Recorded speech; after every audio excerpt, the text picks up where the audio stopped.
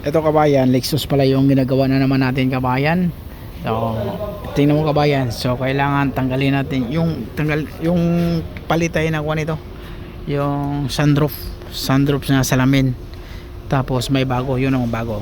So, basag siya kasi ninakaw ata daw to kabayan. Tapos pati yung mga dashboard niya so natanggal tayo nito kasi pinturahan din yung bubong. So, mayroong tama din sa bubong. So, ito kabayan, yung pagtanggal pala nito kabayan ha. Ipakita ko sa inyo kabayan. Ito kabayan, ito dito nakaklip lang siya. So wala ka nang problema dyan, nakaklip mo lang, alug-alugin mo lang para matanggal yung clip. Tapos yung dito na mga kabayan, saglit lang to kasi may kakaber, kayang-kaya na to. Tapos ito naman, medyo mahirapan kayo dito pag bago pa kayo magtanggal. So ang gawin nyo kabayan, ito, nakaganyan lock yan, nakaganyan yan ha. Yan o, nakaganyan dapat yan kasi ito yung lock sa kuwan sun visor ito. So ito, mayroong ito kabayan, ito tulak mo lang to dito kabayan, bali iikot mo lang siya, iikot mo lang tapos mahila mo na siya, ganun lang kasimple. Ito yung bracket nya. Tapos sa grab handle naman, so hindi kaya nyo na rin yung grab handle kasi tatanggalin nyo lang, walang grab handle pala dito, wala.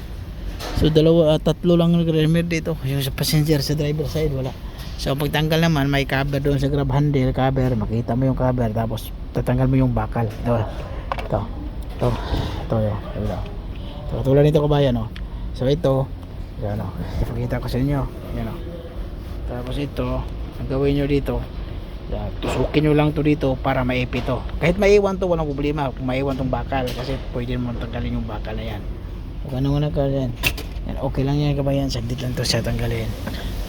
Okay, Lexus siya kabayan ha, magandang Lexus to siya kabayan. So Lexus 2024 TX 350 platinum siya kabayan, platinum white pearl, platinum to siya kabayan, special to siya. Okay, malaking SUV to. Yan ang kabayan, sinigil ko na sa inyo kabayan yung ginagawa ko ngayon.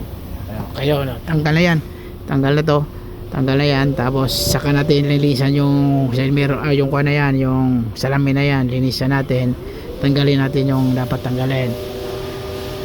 Okay, tapos yung gagawin pala nito kabayan, yung bumper sa likuran tatanggalin dyan yun kasi bago yung lower. Okay, malaking trabaho to siya kabayan. 38 hours tayo dyan.